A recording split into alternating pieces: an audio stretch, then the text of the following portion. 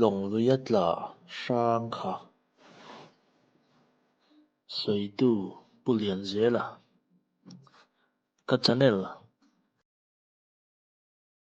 taka min subscribe sak turin kan ngen chu ani e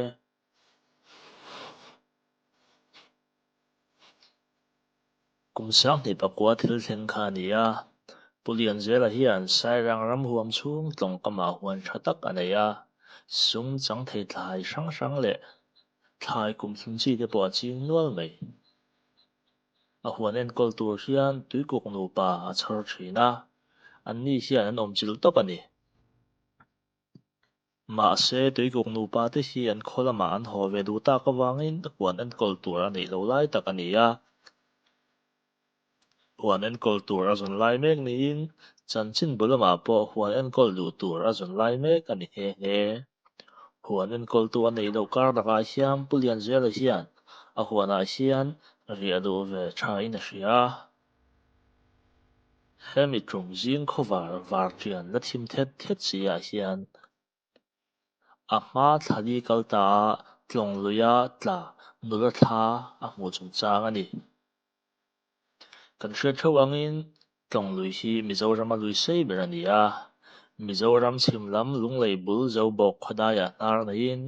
marlam pan a luang zelin aizawl a rawn luang thleng a aizawl pel thla zelin sai rang a pel thla zela bairabi thleng rawkin a zu luang ani a lui sei zawng hi kilometer zahnih somthum pali zet ani nghe nghe soita kang khan pulian zela hian sai rang tlawngkam sai rang ram chhungah huan thatak a nei kan tih tawk a pulian zela soidanin tlangval lai atang tawh in ram kal nuam te chi ka ni a aizawla kan pem hnu pawh hian sarkar hna thawkin kan awm awang hian ram kal hlei theih ani lo a mahse a thei dan dan chuan kala kal fo thin chuti chung chuan huan hi kala tuipui em em a tuna ka huan pawh hi kum sang kha zawkaw sawmkhaw pariat khawma ka lei kha ani nghe nghe huan en kol tu te an awm lo lai ni awangin zan hnih lek riak turin ka in buat sai a ninga ni tlai lama lu thlak a in rin ni a haw le mai tum ka ni aizawl atangin ka motorin ka chhuak a chawhnu lam dar thum vela hmun ka thleng thla kan huan hi sai rang khua atanga han pan chho le deuh ngai ani a khua motor kal thei chin atanga kilometer li vel ani awm e a ka motor chu sai rang a kan chhung te in kawtah ka hnu chiah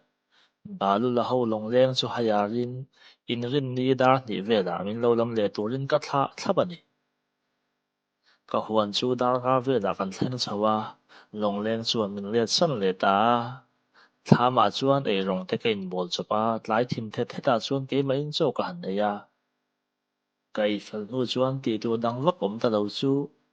ka lehkha buken te chu kan chhiar a ka chhiar rei pei hlei lo a tichuan tih tur awm ta lo nen hma taka ka mu hial ta mai reng ani mu hma tana dahna chu zinglam dar thumah ka har hlawm mai kum a lo tam deuh tawh hi chuan mut rei te hi a lo har deuh tawh bawk a ka mu hma bawk nen ka har hma khawp mai khua ala thim veka tih tur dang awm si lo nen ka let mai kan huan thlam hi lui atanga a hla lutuk lo fur tui lianin a pibuai phak chi a si lawah hian kan sa a tlawng luia thawm vel pawh a hriat phak vek ani chutia kan hmu thei lo ka in leh kual lai chuan tlawng lamah eng thawm emaw hi ka hre leh thin a ri deuh suau suau hian ka hria khua ala thim awangin ngai that lo te pawh ka nei lem lo eng teuh a lamah ka ngai lutuk lo ka rilru te te chuan ram hnuai ani a ram sa eng emaw ani a nge ka ti rilru mai a chutia thlam khawma ka in leh kual tawp tawp lai chuan khuh kher kher hi ka hreta a khua ala thim deuh si awangin nuam chu ka ti chiah lo fin fia tur nge eng tia han ti tur nge ti ka ngai tua ka rilru a bang bo khawp mai ka sana ka han ena dar li a lo ri hrep tawh khua pawh rei vak lo a rawn eng chho mai dawn tih ka hre thiam a chutia ka ngai tua lai mek chuan lui lamah chuan khuh kher kher ka hre leh thin tun ang zing khovar ma le nga lin tu nge lai aron kalang o kan ti a ram huai thla sang lamai mai in misual an liang ti ka hlau ber eng thom ma chu ka hra zui lo a ma se rei vak lo hnuwa thlam tok ver atangin pon lam kan bi zuaya khua po var do hnai lain mu tha thei si lo hian a eng chho deuh riai riai to thung ka thlam tok ver ka khar che ti chuan lui lama ri bur hi ka hreta ka phu deuh zok nge nge eng ma ngai tua zui lutuk po nei lo chuan torchlight chala a lui lam chu kan zu chhun ringota eng ma phei chu ka hmu lo chutia ka thlam tuk ver ka khar fel chi atin thlam lei ka hian ri them them hi ka hria a ka ril ru chuan misual an ni anga eng emaw poi hi ka chungah hian an thlen mai anga tih na ril ru a rawn lang a ka lukham chhak mai a ram ka kala pianga ka ken thin ka khopri chemte chu kan la a zoi muanga kongka lampanin pon chu kongka phui lo atangin kan bi dek dek chu le ka bina a tak mai chuan mit mulian tak mai hian min lo bi ve chia chia chu ni in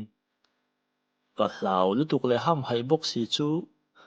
ka hnung lama kal let top mai ka but na chuan ka let phea ngoi rangin ka va thu ta rimut ka chemte chu ngoi ranga thuin kan lek ve vu vu rimota rei vak lo hnuwa chuan kan thlam chu thawm engemaw tak hian a hual da thlam chhak lampanga rik mek lain voi leh khata thlang lamah te a ri a in sawn leh thut a thlang lampang atangin sir lampangah te in sawn leh thut a chutianga chakin mihring a kal kual thei si lo patling than kin tawh tu nei duah tawh pawh ka ip chawi chawi mai ani chutianga minute sawm vel min hual hnu chuan hnim zingah lui lampan tih hriat tak hian a ri thla sel sel a lui a thleng tih hriat tak mai hian tlawng lui chu a ri bur mai thawm a tawp zui rei vak lo hnuah chuan mak tak mai in thlam kongka keimah ngein ka kal chu a in hawng thut mai mak ka ti lutuk chu engmah ka hre lo ka meng or mai ani rei vak lo a reh vang vang hnu chuan sava dum hi lui lamah a thlawk thla leh thin a tih bai awm duh tak ani chutia thlam lau thawng taka ka thu chu engemaw tak hian min mawlh tlat ni hian ka hria ka ril ruah hian engemaw hian lui lamah chhuk thla tur hian min tur at at ni hian ka hre tlat mai nia mawle lau viau chung chuan ka in ti pachang lui a lui lamah chuan zawi muang kal thata a khua ala var lo a mahse thim chha mup ani tawh lo thil lan dan a hriat theih ruak tawh chutia lui ka thleng dawn chiah tih chuan lui atang hian hmeichhe sam thla hnuang a hmel chu tui tla rei tawh puam var pup mai hi a ron chuak zawk mai pa phuna sa lutuk le hlau lutuk bok si chu hnung zawngin ka tlu top nia mawle lau chung chung chuan ka han ena a hmel te chu a puam var pup mai a kawr fual hak atang chuan tui a far zawi zawi a sam a thla hnuanga dang var lop chung chuan van lamah a kang chho tial tial mai tlawngkam hnim zingah chuan ka hlau lutuk kha kala awm renga a kang chho riai riai chu thawk leh khatah a rawn meng thut mai ani chu mawle ka hlau lutuk hi ka mit sul ni hian ka hria chu vela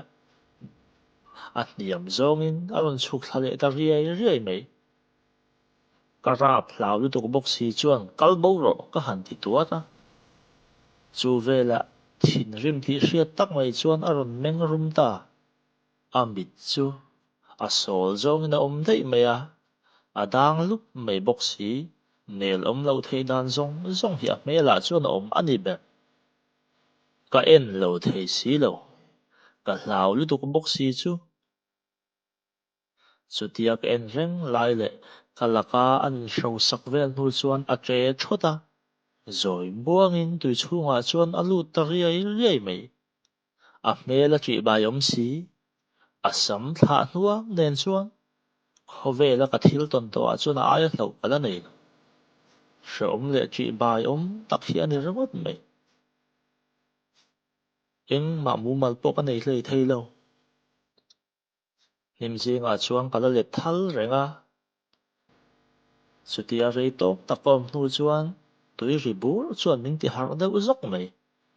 ka lu thing harin ka mit te ka han nuai nok nok a chhak lam deuha kan thlam chu ka han en chowa thil mak tak mai ka hmu leh ta khá hmeichhia ngei mai kha a hmel leh taksa tui chi a pil nuan tawh chung chuan kan thlam lampan chuan a chho chhut mai ani chu maw le mak ka til tuk leh ka hlau bawk si tih ngaihna ka hre mei bawk si lo chuan ka huai sen na zawng zawng sawm khawmin ka theih tawp a ringin kha ka han ti ringawt a hria awm pawh na lang lo a kal ngai na kal mop mop mai ka en renga muang changin a chho hret hret a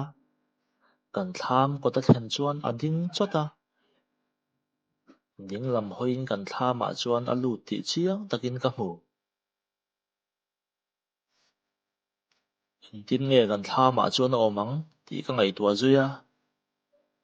kan mut bu zawng zawng te leh kan thlam chuang kan dah zawng zawng te chu ka mi thla rawn lang a tih ngaihna ka hre si lo ka rilru chu a chi ai em em mai a ka huai sen na zawng zawng sawm khawmin kan thlamah chuan chho han en chian ka duh ta tichuan ka huai sen na zawng zawng sawm khawmin ka thlamah chuan ka han chho a ka han bi dek dek a kawngka ka hawng riai riai a chhung ka han en vel a engmah ka hmu lo a lut ngei tih kha ka chiang si a kil lam te ka han thlek kual chung pawhin engmah ka hmu chuang lo mahse rei vak lo hnuah chuan thlam chung atang chuan tui hnang hluak hluak mai hi a rawn far ta fep fep mai muang chang ka han en chho chiah mai chu thlam chungah hian rangva a lo bet niam le thawk leh khatah chỉ bai awm em em mai hian a tre ruai ruai a thlam chhung chu thil rim chhia thang huam huam mai hian a khat a awm ngaihna awm lo khaw phial a rim chhia ani ka hlau lutuk chuan kawngka ka khar ta thuai a ka tlan chuak ta ringawt mai pawn kan chuak chu khua a lo var chho tawh a ka hlo na pawh a zia tan thlam potah chuan ka ding renga in tin tak awm ang chu maw ka ti rilru a helai kan huan hi phone signal a awm lo wangin lui kawr ruam a nih si awang hian phone hman ngaihna awm lo a midang han phone ngaihna pawh awm lo khua pawh chu chuti chuan a var chiang ta a sava te pawh an chiar nok nok ta mai chumi hnu chuan thlam chhung lam chu ngam leh ngam lo hian ka va bih dek dek a a chhung a chung lam zawng zawng te pawh ka en vek a engmah ka hmu ta ho lo thil hnang tak chhuat a tla pawh kha a lo bo vek man hmawh takin ka thawm hnaw ka tel fel a haw turin ka inbuat saih ta a haw tura ka inbuat saih lai mek chuan mi pahnih lui kal tur hma taka lui rawn thleng thla hi ka hmu ta hlo mai ka thaw huai sawi lo ka tum zeta mahse sawi ṭul niin ka hre si chu mai bakah thil awm dan te an hriat takah tiin zawh ṭha ka ti hrim hrim bawk a an nih lui kal thang an ni a helai chin cha kan hria an nih hi sih hmui khua an lo ni a ka thil ton leh thil thlen dan ka hril chuan muang ban char hian pakhat zawk hian nang pawh ni hmu ani chu le helai i huan zawnah hian thali vel liam tak khan nula a tla hlum a a ruang pawh kan zawng a mahse kan hmu zo lo a han ti ta mai a pakhat zawk chuan a tlak lai hian kawr fual a ha nghe nghe sin a lo ti ve a ka han ngai tua ka hmu lai khan kawr fual a ha tih ka hre chhuak zawk mai chumi hnu chuan hmanhmawh takin ke in ka haw thla a in lamah ka haw ngal nal nal ani heta tang hian ka huan hi ka ngei na lo ta em mai a hralh na tur ka zawng mek ani tiin pulian zel a hian min hrilh ani